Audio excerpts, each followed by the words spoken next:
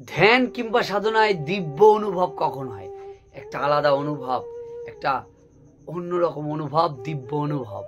এই দিব্য অনুভবটা কখন হয়? একজন এক এক রকম উদ্দেশ্য নিয়ে সাধনা করে। কেউ সাধনা করে এই সিদ্ধ লাভ করব, এই শক্তিটা আমার মধ্যে হবে, লোকের মন পড়তে পারবে। এক একজন এক এক রকম ভাবে সাধনা করে। দেখো, মজা লাগবে, মজার মধ্যে দিয়ে ভিডিওটা বুঝবা। দেখো, এক একজন মনে করে আমি আকাশে উড়ব, এক একজন এক এক রকম ভাবে চিন্তা করে, সেই অনুযায়ী সাধনা করে। এমন ভাবে সাধনা করে কিছু একটা লাভ করবে, সাধনা করে সবকিছু জেনে অন্যকে খুশি করবে বলে আর কি। অন্যকে বলে আমি সাধনা এই পেয়েছি, অমুক পেয়েছি। অহংকার জাহিরি, এগুলো হচ্ছে অহংকার জাহিরি। একদম সাধনায় সিদ্ধি লাভ করে বিরাট বড় গুরু হয়ে বিভিন্ন জায়গায় শিষ্য সামন্ত করে তার আর কাজ করা লাগবে না, ওই করে খাবে। এক একজন এক এক রকম ভাবে সাধনা করে, এক একজন এক রকম। তো এই দিব্য অনুভবগুলো সবার মধ্যে আসে না কেন? কখন হয়?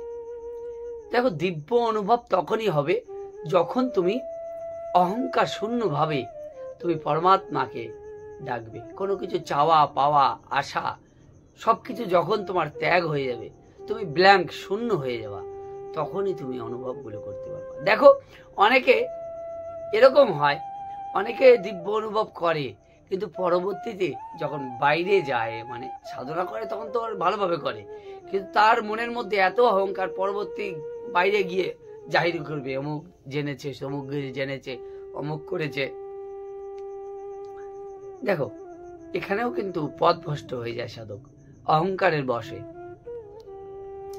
সুতরাং এই অহংকারটাকে যতটা কাটা যায়, যেমন না বটি দিয়ে যেমন সবজি কাটে, ওই রকম আমাদের অহংকারটাকেও কাটতে হয়। ঠিক আছে?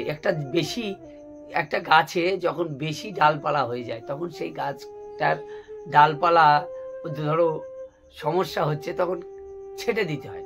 ঠিক সেই রকম আমাদের অহংকারও বেশি, এইসব অতিরিক্ত ডালপালার মতো, তখন ছেটে দিতে হয়। তা আমাদের এই অহংকারগুলো যখনই শূন্যর দিকে আস্তে আস্তে আস্তে আস্তে করে যায়, তখনই মানুষ সাধক অনেক দিব্য অনুভব করে, একটা আলাদা আনন্দ, মহানন্দ সাগরে ভেসে যায়। তখন সাধক এক আনন্দময় পরিবেশে বিরাজ করে। তখন তো তার কোনো চাওয়া পাওয়া নেই, তার তো কোনো আশা নেই। সাধনা করছে এই আনন্দটুকু লাভ করার জন্য, শুধু আনন্দটুকু। এই যে মহা আনন্দে সে যে ভেসে বেড়াচ্ছে, সে যে একটা আনন্দ, তার কোনো সিদ্ধলা দরকার নেই, সাধনার কোনো শক্তি দরকার নেই, কোনো কিছু দরকার নেই, শুধু আনন্দ পাচ্ছে, একটা মহা আনন্দ, একটা দিব্য আনন্দ পাচ্ছে আলাদা। সেই আনন্দে সে লীন হয়ে যাচ্ছে, সেই আনন্দে সে বোধ হয়ে যাচ্ছে। তার কোনো শক্তির দরকার নেই, শক্তি প্রদর্শনেরও দরকার নেই, কোনো কিছু হওয়ারও দরকার নেই, শুধু আনন্দ সাগরে সে বিচরণ করছে। সেই সাধকের বেশি বেশি দিব্য অনুভব হয়। যদি অহংকার সূক্ষ্ম থেকেও যায়, দিব্য অনুভব প্রকৃত আনন্দ লাভ থেকে সে প্রকৃত আনন্দ লাভ থেকে অনেক পিছিয়ে পড়ে থাকে। আর প্রকৃত আনন্দ লাভ যদি হয় সাধকের, তখন আর অন্য কিছু ভালো লাগে না। এইসব বিভিন্ন সিদ্ধ, যার যেটাকে বলে অনেক সিদ্ধি টিদ্ধি লাভ করে অনেকে, অনেক কিছু শক্তি টক্তি, তখন এই শক্তি টক্তি অতটা গুরুত্ব পায় না তার কাছে। তার কাছে আনন্দটাই মূল। এই যে দেহের মধ্যে যে একটা আলাদা আনন্দ, দেহের ভিতরে আনন্দ ফিল হওয়া, মনের মধ্যে আলাদা আনন্দ অনুভব হওয়া, পরমানন্দকে লাভ করা, পরমাত্মার সঙ্গে একটা সংযোগ স্থাপন, খুব শান্তি হয়, জানো তো। এই পর্যায়ে যখন সাধক থাকে, তখন তার অনেক দিব্য অনুভব হয়, অনেক রকম, কত রকম বলবো। সবচেয়ে বড় বিষয় তো হচ্ছে আনন্দ, জানো তো। এই আনন্দে যখন থাকে না, তখন দিব্য অনুভবগুলোকেও সে অতটা গুরুত্ব দেয় না, তখন আনন্দ সাগরে সে লীন হয়ে যেতে চায়। কিন্তু তার সঙ্গে বেশি বেশি দিব্য ঘটনাগুলো ঘটতে থাকে। এই অহংকার ত্যাগ বড় বিষয়। সাধকের সবচেয়ে বড় কঠিন পরীক্ষা অহংকার, ষড়রিপু, এই জিনিসগুলো থেকে তার বেরিয়ে আসা, সাংসারিক মোহমায়া মমতা থেকে বেরিয়ে আসা। দেখো, সাংসারিক মোহমায়া মানে তোমার যে সংসারের মানুষের প্রতি তোমার প্রেম ভালোবাসা থাকবে না, তাই নয়। মানে তোমার আসক্তি না হয়ে যাওয়া কোনো কিছুর প্রতি। আসক্তি, যে কোনো কিছুর প্রতি আসক্তি যত বেশি থাকবে, তুমি দিব্য অনুভব কোনো সময় করতে পারবে না। দিব্য অনুভব করতে পারবে, ওই যে বলছি দিব্য অনুভব হবে। তুমি ধরো যখন ধ্যান করছো, ধ্যান বা সাধনা করছো, তখন তুমি ভালোভাবে করছো, ওই সময় তুমি ভালোভাবে অনুভব করছো, কিন্তু তোমার যে সূক্ষ্ম মানসিক স্তরে তোমার যে অহংকার রয়ে গেছে, তুমি যখন লোক সমাজে যাচ্ছ তখন তোমাকে অহংকার চেপে বসছে। তুমি তো সাধক পরিপূর্ণ হলে না। সবসময় তোমাকে সেই জায়গায়, একটা জায়গায় থাকতে হয়, তখন অহংকার মানুষের মধ্যে থাকে না। এই অহংকার শূন্য হলেই তো প্রেম জন্মায়, ভালোবাসা জন্মায়, সকলের প্রতি ভালোবাসা জন্মায়। তখন মানুষের বিতৃষ্ণা ভাব চলে যায়, বিতৃষ্ণা ভাব মানুষের মনের মধ্যে দিয়ে তখন চলে যায়। সেই সময় যখন এই রকম ভাব উপনীত হয় সাধকের, তখন সে অনেক দিব্য অনুভব করে, আধ্যাত্মিক এক্সপিরিয়েন্স যাকে বলে, সেই অনুভবগুলো তখন করে দিব্য ধ্যান সাধনায়, যখন গভীর পর্যায়ে যায়। দেখো, এবার আসি ধ্যান সাধনায় যখন অহংকার রয়েছে অথচ তার দিব্য অনুভব হয়েছে, এরকম তো হয়। অহংকারী ব্যক্তিরও তো দিব্য অনুভব হয়, সে সাধনাটা ঠিক করে করেছে, বুঝতে হবে। কিন্তু অহংকার সে তো জাহির করবেই, তার সূক্ষ্ম শরীরে যে অহংকারটা রয়ে গেছে সে ত্যাগ করেনি, সাধনার বেসিকগুলো ক্লিয়ার করে নেয়নি, তার অহংকারই তার পতন হবে। এইখানে বুঝতে হবে বিষয়গুলো।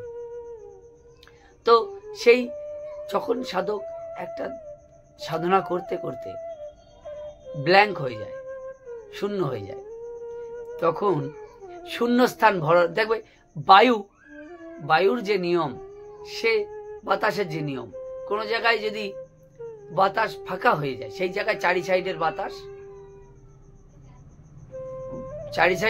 সেই জায়গাটা পূরণ করতে চায়।